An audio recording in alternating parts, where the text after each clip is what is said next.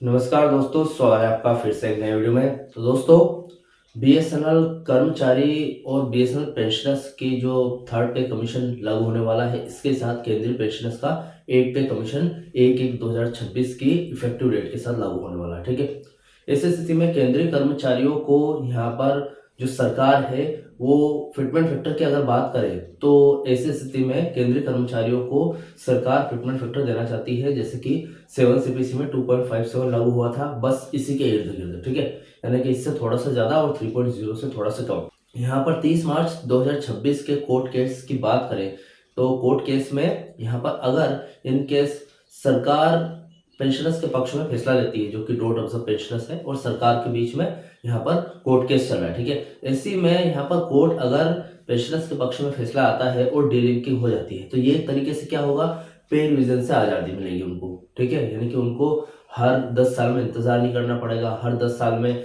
अपने pension revision को लागू करवाने के लिए किसी कंपनी के घाटे या फिर नुकसान से नहीं बंधना पड़ेगा। ठीक है, हड़ताल नहीं करनी पड़ेगी, उनका डायरेक्ट हो जाएगा। तो एक तरीके से आज़ादी हुई, डीलिंकिंग हो गई। ठीक है, अभी यहाँ पर एक सवाल आता है कि चलो 7 सीपीसी के अनुसार अपनी पेंशन रिवाइज कर ली 2.57 फिटमेंट फैक्टर से। ठीक है, लेकिन ये फिटमेंट फैक्टर का सबसे बड़ा सवाल है देखा जाए तो, क्योंकि आपने अपनी पेंशन तो रिवाइज कर ली 2.57 फिटमेंट फैक्टर से। ठीक है, यानी कि 7 सीपीसी के अनुसार 2016 या फिर 2017 के हिसाब से, लेकिन 8 पे कमीशन का क्या हुआ? 8 पे कमीशन में सरकार खुद बोल रही है कि 2.57 फिटमेंट फैक्टर ही देंगे या फिर इससे थोड़ा सा ज्यादा 3.0 से कम ही देंगे। तो आप ये बताइए मुझे कि अगले 10 साल की जो महंगाई बढ़ेगी उसमें अगर ये कम फिटमेंट फैक्टर रहा यानी कि 3.0 से कम फिटमेंट फैक्टर रहा तो इसी स्थिति में 10 साल की महंगाई ये फिटमेंट फैक्टर झेल पाएगा या फिर नहीं? आज इस वीडियो में डिटेल तरीके से इस बात को जानेंगे, क्योंकि केंद्रीय कर्मचारियों के लिए ये फिटमेंट फैक्टर ऑलरेडी कम है देखा जाए तो, लेकिन डोट ऑब्जर्व पेंशनर्स भी अब केंद्रीय कर्मचारियों के समान बनने वाले हैं डीलिंकिंग के बाद। तो ऐसी स्थिति में उनके लिए भी यहाँ पर ये फायदेमंद रहेगा या फिर उन पेंशनर्स पर क्या असर पड़ेगा इस फिटमेंट फैक्टर का, तो आज इस वीडियो में डिटेल तरीके से इस बात की जानकारी आपको दूंगा। तो चैनल पर नए हो तो सब्सक्राइब करें। मेरा नाम है सुनील विश्वकर्मा। जानकारी यूजफुल लगे तो लाइक करके जरूर जाना। चलिए दोस्तों, बढ़ाते हैं वीडियो को आगे। तो दोस्तों, यहाँ पर फिटमेंट फैक्टर का सवाल बहुत ही बड़ा है देखा जाए तो, क्योंकि एक फिटमेंट फैक्टर है जिसके वजह से आपकी सैलरी, जैसे अगर केंद्रीय कर्मचारियों की बात करूं तो फिटमेंट फैक्टर के बल पर ही उनकी सैलरी बढ़ती है। तो ये फिटमेंट फैक्टर का मामला क्यों फंस रहा है और इससे क्या असर पड़ सकता है, सारी जानकारी देखते हैं वीडियो में। तो दोस्तों, सबसे पहले जानकारी देख लेते हैं। पेंशनर्स के लिए फिटमेंट फैक्टर केवल एक नंबर नहीं होता है, बल्कि अगले 10 साल की आर्थिक सुरक्षा की बुनियाद भी है। अगर फिटमेंट फैक्टर 3.0 से कम, जैसे कि 2.8 या फिर 2.57 रहता है, तो इसका भविष्य की महंगाई पर क्या असर होगा, इसको हम थोड़ा सा गहराई से विस्तार से समझते हैं। पहला पॉइंट है फिटमेंट फैक्टर और शुरुआती बढ़ोतरी क्या होने वाली है वो देख लेते हैं। फिटमेंट फैक्टर का मुख्य काम यह है कि आपकी बेसिक पेंशन को नए वेतन आयोग यानी कि 8 सीपीसी के अनुसार सेट करना। ठीक है, अगर 2.57 फिटमेंट फैक्टर रहा तो आपकी बेसिक पेंशन मामूली सी बढ़ेगी, ज्यादा नहीं बढ़ेगी। ठीक है, अगर 3.0 से कम रहा यानी कि 2.57 से ज्यादा, जो कि आपको 7 सीपीसी में मिला था केंद्रीय कर्मचारियों को, वैसे डॉट ऑब्जर्व को भी मिलेगा 7 सीपीसी में। ठीक है, और हो सकता है 8 पे कमीशन में 2.57 ही रहे या फिर उससे थोड़ा ज्यादा बढ़कर 3.0 से कम हो जाए। तो शुरुआती जंप इतना बड़ा नहीं होगा कि वह अगले एक दशक के लिए बफर बना सके, यानी कि आपको सेव कर सके। ठीक है, तो 3.0 इतना देखा जाए तो इतना मान्य नहीं रखता है। ठीक है, मतलब थोड़ा ज्यादा ही होना चाहिए। जैसे कि अगर 10 साल के लिए हमें मतलब हमको पता है 8 पे कमीशन अब आया है। ठीक है, उसके बाद 2026 से 2036 आएगा तब 9 पे कमीशन आएगा। तो ये 10 साल की महंगाई या फिर 10 साल की जो अपना बेस बनेगा सैलरी का, वो बेस, उसी बेस पर सारी चीजें कैलकुलेट होगी। ठीक है, आपकी ग्रेचुइटी, लीव इनकेशमेंट, उसके बाद रिटायरमेंट, बेसिक पेंशन, सारी चीजें आपकी बेसिक पे पर ही कैलकुलेट होगी। तो बेसिक पे का आधार कैसे बढ़ेगा? फिटमेंट के हिसाब से। ठीक है, तो फिटमेंट जितना रहेगा उतना आपकी सारी चीजें आगे भी बढ़ती जाएगी, डीए वगैरह सब। ठीक है, तो अभी अगर 3.0 से कम रहता है तो आपका आधार ही कम होगा, तो सभी चीजें ही कम मिलेगी अगले 10 सालों तक आपको। महंगाई भत्ते डीए की बात करूं और डीआर जो कि पेंशनर्स के लिए, वो एक तरीके से सुरक्षा चक्र है। यह एक तकनीकी बात समझना बहुत ही ज़रूरी है। आपकी पेंशन को महंगाई से बचाने का काम डीआर यानी कि डियरनेस रिलीव करता है, फिटमेंट फैक्टर नहीं। ठीक है, फिटमेंट फैक्टर सिर्फ आपके आधार तय करता है एक बार, लेकिन जो डीए या फिर डीआर है वो समय समय पर बदलता रहता है और महंगाई से लड़ने में आपकी सहायता करता है। डीआर हर 6 महीने में बढ़ती महंगाई यानी कि एआई सीपीआई इंडेक्स डेटा के हिसाब से अगर हम देखें तो वो हर 6 महीने में बढ़ता है।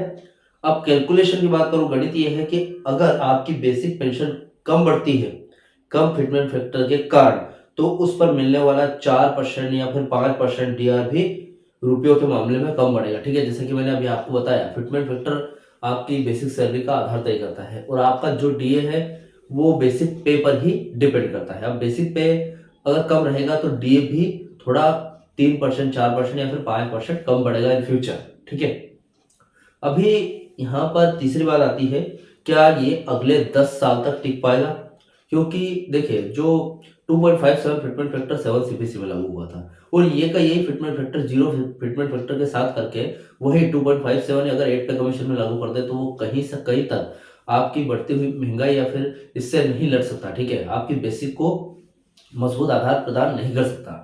इसलिए 3.0 से ऊपर होना चाहिए या फिर 3.0 तो एटलीस्ट रहना ही चाहिए। ठीक है, क्या ये 10 साल तक टिक पाएगा? अगले 10 साल की महंगाई को झेलने की क्षमता हम 3 पैमानों पर देख सकते हैं, यानी कि 3 तरीके से यहाँ पर देख सकते हैं। देखिए, यहाँ पर परचेसिंग पावर की अगर बात करूं, ठीक है, 3.0 फिक्सेशन की बात करते हैं हम कि 3.0 पे आपका फिटमेंट फैक्टर सेट कर दिया जाता है। ठीक है, तो परचेसिंग पावर में आपको कितना सहायता मिलेगा? देखिए, शुरुआती पेंशन कम होने से भविष्य में मिलने वाला कंपाउंडिंग लाभ कम हो जाएगा। 3.0 फिटमेंट फैक्टर की बात करूँ तो ठीक है, देखा जाए तो ये हमारे लिए चुनौतीपूर्ण होगा आगे जाकर।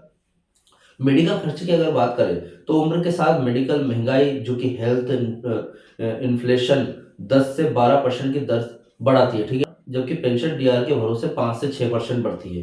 एक हिसाब से देखा जाए तो ये भी जोखिम भरा रहने वाला है। ठीक है, जीवन स्तर की अगर बात करो तो बेसिक कम होने से आप केवल जरूरतें पूरी कर पाएंगे। ठीक है, जीवन स्तर में सुधार मुश्किल हो जाएगा, यानी कि आप तरक्की नहीं कर सकते।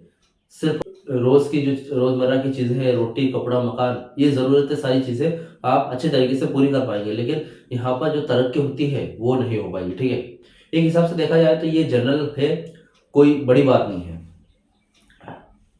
अब कम फिटमेंट फैक्टर का असली नुकसान देख लेते हैं। अगर फिटमेंट फैक्टर 3.0 से कम रहता है तो सबसे बड़ा नुकसान है बेस इफेक्ट होगा। ठीक है, यानी कि एग्जांपल के लिए यदि 30,000 की बेसिक पेंशन पर 3% का फिटमेंट फैक्टर लगाए तो कितनी हो जाएगी? वो 90,000 के समथिंग हो जाएगी। देखिए, केंद्रीय कर्मचारियों का जो फिटमेंट फैक्टर है वो एकदम सिंपल है। यहाँ पर आपकी बेसिक प्लस यहाँ पर फिटमेंट, यहाँ पर जो डोट ऑफ पेंशनर्स या फिर वीएसएम है वैसा कोई फॉर्मूला नहीं लगता, डायरेक्ट होता है। ठीक है, यहाँ पर हमने 30,000 रुपये मान ली। ठीक है, बेसिक पेंशन है ये। ठीक है, आप उसको पे मत मानना, बेसिक पेंशन है, 30,000 रुपये मान ली। ठीक है, अगर इसमें इंटू 3.00 फिटमेंट फैक्टर अगर लगाए तो इज इक्वल टू आपकी सैलरी सीधे 3 गुना बन जाएगी। ठीक है, 90,000 रुपये आपकी सैलरी निकल कर आएगी, सॉरी 90,000 रुपये आपकी पेंशन निकल कर आएगी। ठीक है, और इसी की जगह अगर इसी 30,000 में हम 2.57 का गुणा करें तो कितनी सैलरी निकल कर आएगी? 77,100। ठीक है, कितना कम हो गया? सीधा सीधा यहाँ पर देखा जाए तो 12 से 13,000 का अंतर आ रहा है। ठीक, अब हमें 90,000 में से 77,100 कम करना है, तो कितना अंतर आ रहा है? समथिंग 12,900 का अंतर आ रहा है। ठीक है, तो आपकी बेसिक पेंशन में 12,900 रुपए कम मिलेंगे अगर 3.0 की जगह 2.57 फिटमेंट फैक्टर 8 पे कमीशन में लागू किया गया तो। ठीक है, अब देखें यहाँ पर 12,900 का अंतर आ रहा है, उस पर अगले 10 साल तक जो डीआर है, महंगाई राहत आपको मिलनी चाहिए थी, उसका भी भारी नुकसान होगा। ठीक है, यानी कि आपकी जो डीआर है वो भी कम होकर मिलेगी। अगले 10 साल में ये घटा लाखों तक पहुंच जाएगा। आपको ये जो 12,900 हर महीने कम मिलेंगे पेंशन में, ठीक है, 12,900 कम मिलेंगे। अब 12,900 के हिसाब से 1 लाख रुपए तो आपके 1 साल के बनते हैं, और 10 साल में वेतन आयोग वापस से आएगा जब तक 10 लाख रुपए आपकी पेंशन में से कम हो जाएंगे। डीआर, ग्रेच्युटी, लीव इनकेशमेंट, ठीक है, और भी बहुत सारी चीजें हैं। उन बेनिफिट्स में भी यहाँ पर आपको, क्योंकि बेस कम है तो सारे बेनिफिट्स भी कम मिलेंगे, तो उनका भी खर्चा 10 लाख से ऊपर जोड़ा जाएगा। तो ये जो संख्या है लाखों में पहुंच जाएगी, ठीक है। कुल मिलाकर अगर बात कहूं तो ईमानदारी से कहा जाए तो अगर फिटमेंट फैक्टर 3.0 से कम रहता है तो पेंशन भोगी महंगाई से हारेंगे नहीं, लेकिन बहुत मजबूत स्थिति में भी नहीं रहेंगे। महंगाई दर यानी कि इन्फ्लेशन रेट अगर अक्सर सरकारी आंकड़ों यानी कि 6 से 7% से ज्यादा होती है, खासकर खाने पीने और दवाओं के मामले में। ऐसे में कम फिटमेंट फैक्टर का मतलब यह है कि अगले 10 सालों में आपको अपने खर्चों में बहुत ही सावधानी बरतनी पड़ेगी। पेंशन भोगी यूनियनों की 3.15% या फिर 3.68% की मांग इसलिए ताकि रियल इनकम में वाकई बढ़ोतरी हो, ठीक है। यानी कि भाई साहब आपका जो फिटमेंट फैक्टर है 2.57 लागू हुआ था, तो कर्मचारियों की डिमांड है 3.15 या फिर 3.68 एटलीस्ट लागू करना चाहिए। तो 3 से 15 भी कर देगी तो आपकी ये जो बेसिक पेंशन है वो मजबूत हो जाएगी, और इससे मिलने वाले ऊपर जितने भी बेनिफिट्स हैं वो भी मजबूत तरीके से मिलेंगे, बढ़ के मिलेंगे। तो आपको क्या है, इस कैलकुलेशन से कहीं ना कहीं ज्यादा फायदा होगा। हमने 3.0 से 90,000 आपकी बेसिक पेंशन जोड़ी थी, 30,000 की बेसिक पेंशन, और अगर 3.0 से 3.15% मिलती है आपको, तो यहाँ पर सीधी 3.15 के हिसाब से 30,000 की सैलरी 30,000 की पेंशन 1 लाख तक जाएगी आपकी, ठीक है। तो वो जो 10 से 12-15 लाख का नुकसान होने वाला था वो बच जाएगा आपका, ठीक है। फिलहाल फिटमेंट फैक्टर से जुड़ा हुआ डीलिंकिंग के बाद डॉट ऑब्जर्व कर्मचारियों पर भी यही लागू होने वाला है। ये केंद्रीय पेंशनर्स को भी उतना ही नुकसान होने वाला है, और डॉट ऑब्जर्व पेंशनर्स को भी, जो कि डीलिंकिंग के बाद उनमें शामिल होने वाले हैं, उनको भी वैसे ही नुकसान होगा। 10 से 12, 12 से 15, 16 लाख का नुकसान, ठीक है। तो फिलहाल इस वीडियो से रिलेटेड आपके जो भी डाउट क्वेश्चन वगैरह हो मुझे कमेंट बॉक्स में कमेंट कर सकते हैं। वीडियो अच्छा लगा तो वीडियो को लाइक कमेंट से जरूर करें। मिलते हैं दोस्तों नेक्स्ट वीडियो में। सी यू सून।